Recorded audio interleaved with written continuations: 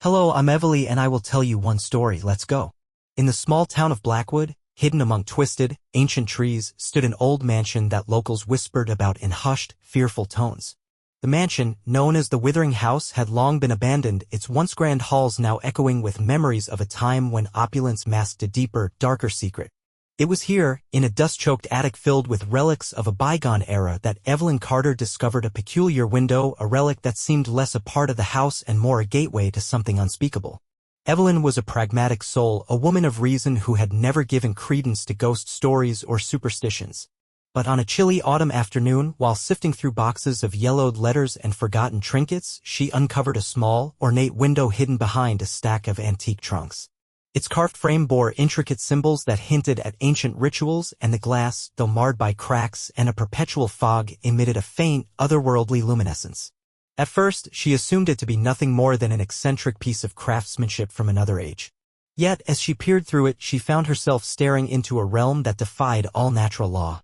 Beyond the glass lay a landscape cloaked in perpetual twilight, a warped mirror of Blackwood itself. Gnarled trees twisted into grotesque silhouettes, their branches reaching out like skeletal hands clawing at an unseen sky. A sickly, pallid light suffused the world, casting eerie, dancing shadows upon barren, broken ground. It was as if this alternate reality was a place where time had withered and hope had long since evaporated. The air there felt heavy with despair, and as Evelyn's eyes adjusted to the spectral glow, she felt an inexplicable pull, a silent summons from the darkness beyond the pain. That night, sleep eluded her. The vision of the distorted, ghostly world haunted her every thought. In her dreams, the window reappeared, its carved symbols pulsing like a slow, deliberate heartbeat. In these night terrors, she wandered amid twisted, dead landscapes, pursued by unseen figures whose murmurs gnawed at the edges of her sanity. Every time she awoke, drenched in cold sweat and trembling, she wondered if the other world was not confined to her dreams but was slowly seeping into her reality. Over the following days, an obsession took root in Evelyn's heart. Unaccountably drawn back to the mansion, she revisited the attic repeatedly. Each visit deepened the mystery. The window's glow became almost hypnotic, and its surface, no longer merely a static reflection, appeared to shift and ripple as if stirred by an invisible current. The dim light in the attic grew more oppressive. Shadows stretched unnaturally along the walls, whispering secrets that made her skin crawl. Somewhere in the labyrinthine corridors of the ancient house, the sound of distant footsteps and soft, unintelligible voices hinted at a presence that was not entirely of this world. One fateful evening, as a violent storm battered the mansion's decaying structure, Evelyn sat transfixed before the window.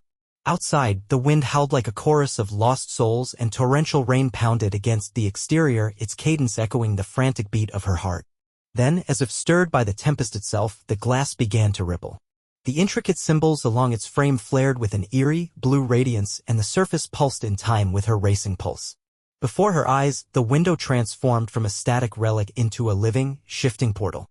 Fleeting images of unspeakable horrors danced across the surface, a parade of spectral figures clad in tattered garments, their features obscured by deep shadows.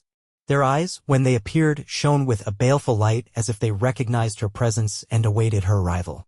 With every blink, new, ghastly scenes emerged, barren landscapes under a bruised sky, structures crumbling in despair, and twisted silhouettes that defied natural law. Frozen between terror and fascination, Evelyn felt a magnetic pull toward the window. It was no longer a mere artifact but a beckoning threshold, a promise of forbidden knowledge and dread beyond imagining. The boundary between her world and the realm beyond began to blur. The attic, with its relics of the past, faded into insignificance compared to the overpowering allure of that strange, otherworldly vista. A sudden, sharp creak behind her made her spin around, heart-pounding. The darkness of the attic offered no comfort, only the suggestion of unseen eyes lurking in every shadow. The voices from the window swelled, merging into a cacophony of half-heard whispers that spoke of ancient rituals and catastrophic destinies. One phrase, repeated over and over in a spectral monotone, sent a chill deep into her marrow: "The veil is thinning." At that moment, the window's surface flashed violently, as if in response to that dire proclamation. The images intensified. Now, she saw glimpses of rituals performed in candlelit groves, of figures bound by chains of despair, and of a monstrous silhouette that loomed behind the spectral beings. The sight was both mesmerizing and horrifying, a tableau of torment that defied human comprehension. Evelyn's rational mind faltered as she realized that the window was not merely a passive passage, it was an active invitation, a summons to cross over into a world where the laws of nature were cruelly rewritten. Desperation mingled with a burgeoning resolve. Evelyn's trembling hand reached out toward the cool, misted surface of the glass. The instant her skin made contact, a jolt of icy energy surged through her as if the barrier itself were eager to pull her into its abyss. In that electrifying moment, the attic, the storm, and even the withering house around her seemed to dissolve into insignificance. All that remained was the hypnotic call of the window, and with it the dawning realization that her life was no longer her own. Every creak of the old floorboards, every gust of wind from the storm outside, now carried with it the promise of further, unspeakable revelations, a promise that the journey into that forbidden realm had only just begun. Evelyn's mind reeled from the shock as the spectral figure's cold hand gripped hers. In that desperate moment, the world around her fractured further. The chasm beneath her feet pulsed with an unholy rhythm, each tremor echoing like the beating of a monstrous heart. She found herself drawn along a winding corridor of shifting landscapes, a place where reality warped into nightmares and every shadow concealed a terror unspoken. The path led her through a surreal maze of crumbling arches and hallways lined with portraits whose eyes seemed to follow her every movement. The walls, slick with an otherworldly moisture, bore inscriptions in a language that writhed like living ink. As she moved, the spectral figure remained ever at her side, its presence both a guide and a grim reminder of the price of trespass. Its voice, a murmur of ancient sorrow, explained in halting tones that she had crossed into a realm where lost souls and ancient curses reigned supreme. A sudden, bone-chilling wind swept through the corridor, scattering a flurry of dark leaves that danced like ghosts in the dim light. The temperature plummeted, and with it came a chorus of disembodied whispers, snatches of long-forgotten lamentations that filled the air with despair. The sound was not the wind alone, but a collective mourning of countless souls trapped in the spectral purgatory. Evelyn's heart pounded as she realized that these voices were fragments of past lives, each one a warning of the fate that awaited her if she did not heed the curse of this accursed domain. The figure halted before a massive door wrought of twisted metal and gnarled wood. Its surface bore the scars of time and the indelible marks of unspeakable rituals. With a gesture that blended sorrow with a foreboding inevitability, the entity urged her to step through. Beyond the threshold, the corridor opened into a vast, nightmarish panorama. A ruined city sprawled before her, its skeletal towers and shattered bridges suspended in an eternal twilight. The air was thick with the miasma of decay and despair, and the once familiar stars overhead now burned with a malignant, crimson light. As Evelyn ventured into the ruined city, every step revealed horrors more vivid than the last. Spectral figures, remnants of a civilization long consumed by darkness, drifted like lost memories through the fog. Some wailed silently as they passed, while others reached out with translucent hands, as if pleading for liberation. In one desolate square, a grand clock tower, its gears rusted and hands frozen, loomed as a monument to time's cruel indifference. Each tick, when it finally came, resonated like a death knell that shook the very core of her being.